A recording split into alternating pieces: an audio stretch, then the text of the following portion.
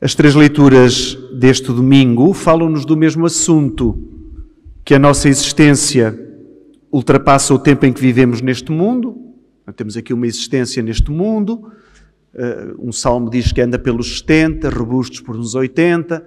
Cada vez mais vamos conhecendo pessoas com 100 anos ou até mais. Mas é sempre uma existência limitada neste mundo. Mas nós, pela fé, acreditamos que depois temos uma eternidade com Deus. E essa eternidade com Deus deve ser preparada. Porque, como sabemos, o futuro com Deus é consequência do que nós andamos aqui a fazer. Portanto, assim como nós vivemos aqui, depois teremos como consequência a eternidade com Deus. Então, na primeira leitura do livro de Coelete, é um livro do Antigo Testamento, de um grupo de livros chamados sapienciais, que nos ensinam a sabedoria. Longe de ser pessimista, dizer que não vale a pena fazer nada, afinal a gente trabalha para morrer e deixar aos outros, o fruto das nossas conquistas. Longe de ser pessimista, é muito real, que nos diz que tudo é passageiro. Tudo é passageiro. Nós não nos damos conta disto. Tudo é passageiro. As modas passam. Os anos passam. Passamos uma vida a trabalhar, às vezes até desmesuradamente, para ganharmos mais, para termos mais horas, para depois termos recompensas.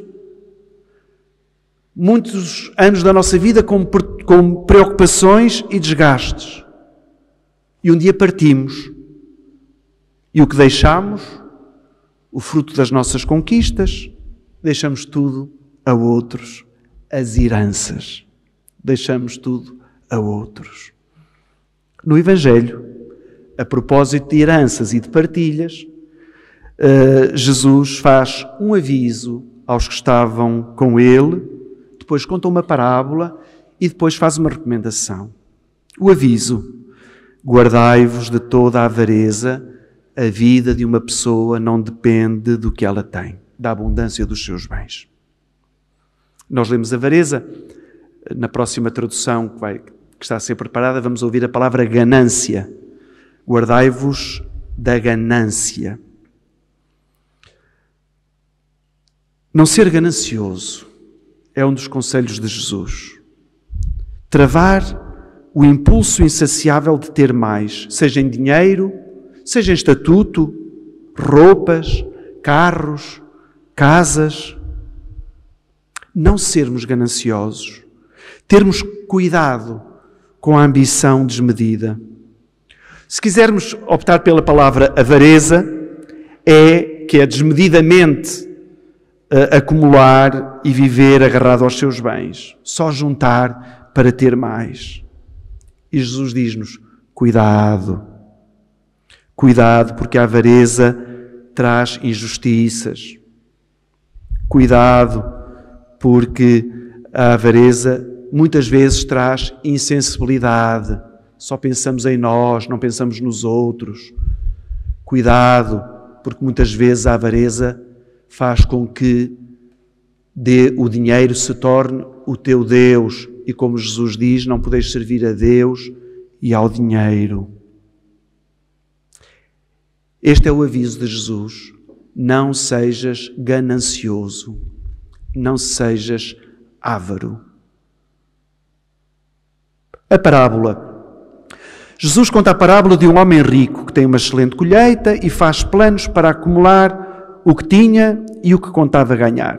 Não sei se repararam, na parábola tem um pormenor muito interessante. É que este rico não fala com ninguém. Parece um tolinho. Fala com ele. Não sei o que é de fazer. Agora já sei o que é de fazer. Agora vou deitar abaixo. Agora vou construir. Com ele faz planos para ele. Este é o problema. Este é o problema dos gananciosos e dos da avareza. É que são egoístas. Só pensam neles e para eles. É tudo tratado entre ele e o seu eu e o seu ego. Põe-se a falar consigo próprio. O que é de fazer? Já sei o que é de fazer. Vou deitar abaixo. Vou construir. E então esta parábola também nos diz: cuidado, que a ganância e a avareza tornam-te egoísta e muitas vezes sem te dares conta. São Paulo, na segunda leitura hoje, também falava da avareza, a dizer que é uma espécie de idolatria. E numa outra carta diz que a avareza está na raiz de todos os males. E para se falar muitas vezes do assunto é porque o assunto é sério e muitos caímos neles. Porque se não fosse assim, não merecia tanta atenção na Bíblia. E por isso a parábola termina com uma moral ou uma recomendação de Jesus. Preocupa-te em tornar-te rico aos olhos de Deus. Porque este é que é, para nós cristãos, é que faz a diferença. A riqueza na Bíblia não é um pecado. Não é pecado ser rico. Não é. Não é pecado ser rico. É pecado acumular a riqueza. Isso é que é pecado. É pecado é ser insensível à necessidade dos outros. Ter e não ajudar quem não tem é terrível na Bíblia. É terrível. É mau. É condenável. Nós, quando olhamos para aquela parábola que Jesus conta do homem rico e do pobre Lázaro, a condenação não está no homem rico ser rico. É que aquele homem rico nem migalhas de que caíam da mesa dava ao pobre. Essa é que é a realidade. E depois, quando isto se muda, quando os dois morrem, o desgraçado que não tinha direito a migalhas está no seio de Abraão, e o rico que se banqueteava e que tinha as melhores roupas e que nunca foi sensível àquele pobre que vivia à porta da sua casa, vai para um lugar quente, onde se passa sede, que nós poderíamos chamar inferno. Agora, como já não se acredita no inferno, o diabo gosta que a gente não acredite no inferno. Que quando nós chegarmos lá diz, bem-vindo à realidade. Nós achamos que não existe inferno, que não existe ausência de Deus. Se nós aqui vivemos sem Deus, como é que depois queremos uma eternidade com Deus? Como é que nós nos esforçamos aqui para vivermos com Deus? Com Deus e para Deus. Então, nesta parábola, quando as coisas se trocam, o que é que o rico pede? Não pede comida. Pai Abraão, manda Lázaro trazer uma gota d'água que eu estou aqui em tormentos. O desgraçado que em vida tantas oportunidades teve para dar migalhas ao pobre Lázaro, agora, na outra realidade, pede uma gota de água. É aqui que as coisas, que para nós cristãos, o impacto que os bens têm. A riqueza não é um pecado. Pode trazer-nos pecado se nós formos ambiciosos, se nós formos gananciosos, se nós entrarmos ou fizermos a nossa vida, pautarmos a nossa vida pelo que ganhamos e pelo que conquistamos. Porque, como já se disse, torna-nos egoístas, torna-nos insensíveis, torna-nos injustos. É verdade. E então esta recomendação de Jesus, preocupa-te em tornar-te rico aos olhos de Deus, deveria suscitar em nós duas perguntas. Primeiro, como é que eu ando a fazer uma gestão humana e cristã dos meus bens? Como é que eu ando a gerir humanamente e cristamente, porque sou cristão, como é que eu ando a gerir os meus bens? E a segunda, o que é que eu tenho feito para acumular riquezas no tesouro de Deus?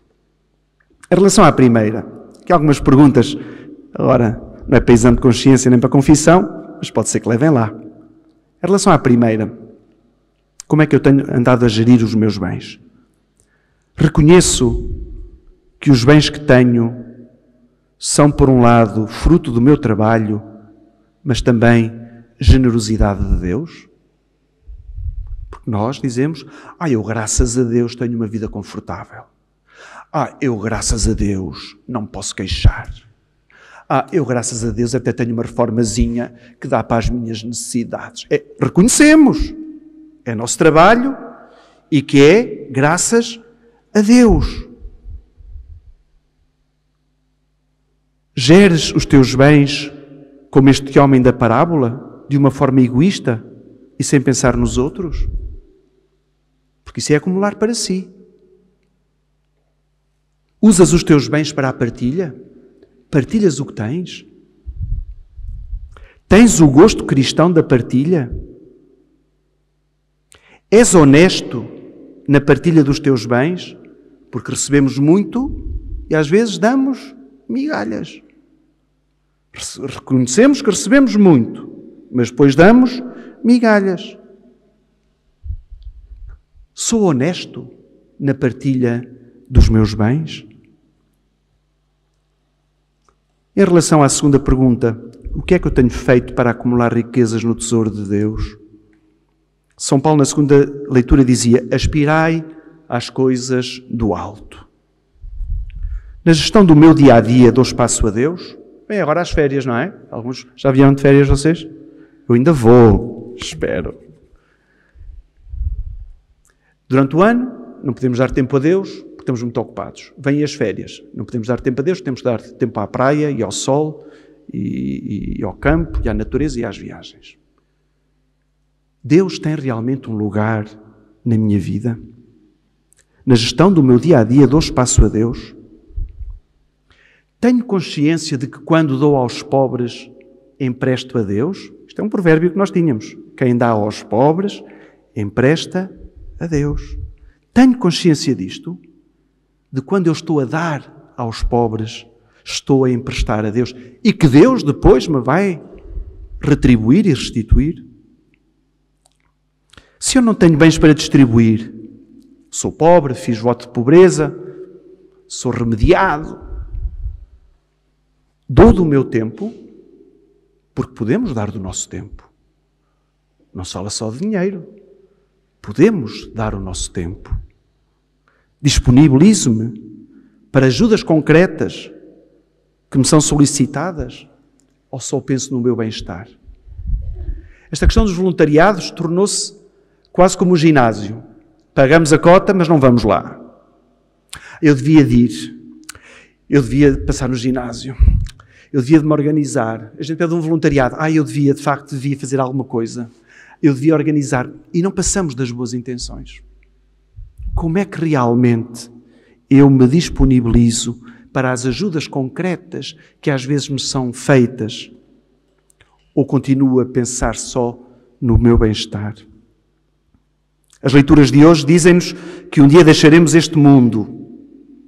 E mesmo que o caixão vá cheio de dinheiro e de joias, são pesadas para subir. Não sobem. Não sobem. Nem o corpo sobe, que é pesado. Tudo o que pesa não sobe. Vai subir aquilo que é espiritual, que é o que vai chegar a Deus, que é a riqueza que vai chegar a Deus. O que nós andamos aqui a fazer de bem, o nosso amor a Deus e o nosso amor ao próximo, esse sobe para junto de Deus. Tudo o resto fica cá. E quando deixarmos este mundo, podemos ir desta para melhor. Como dizemos, vamos desta para melhor. Podemos ir desta para melhor. Se nos esforçarmos em partilhar as nossas vidas e os nossos bens, e assim fomos enriquecendo aos olhos de Deus, vamos desta para melhor. Mas também podemos ir desta para pior. Se durante a nossa vida só nos preocupamos connosco e com os nossos negócios. Conta-se da vida de Santo António, que morreu um rico lá na cidade e pediram ao Santo António para ele fazer o funeral. E ele, na missa de corpo presente, escolheu o Evangelho de São Mateus, que diz assim: onde estiver o teu coração, aí está onde estiver o teu tesouro, aí está o teu coração. Esta foi o Evangelho que Santo António escolheu. E diz a lenda histórica, diz a lenda, pelo menos isso está relatado logo nos inícios da vida de Santo António, que quando a família se reuniu depois do funeral para abrir a arca do tesouro, o que é que encontraram? O coração do que tinha morrido. Onde estiver o teu tesouro, aí está o teu coração. Onde é que nós temos o nosso coração? O nosso coração está em Deus, como dizemos muitas vezes na missa? Ou o nosso coração continua agarrado aos bens que muitas vezes nos afastam de Deus? O lugar na eternidade não depende de Deus, mas será sempre consequência do que se quis viver aqui na terra. Que o Senhor nos faça aspirar aos bens do alto, nos dê a virtude da pobreza e do desprendimento para nos agarrarmos às riquezas do céu. Que assim seja.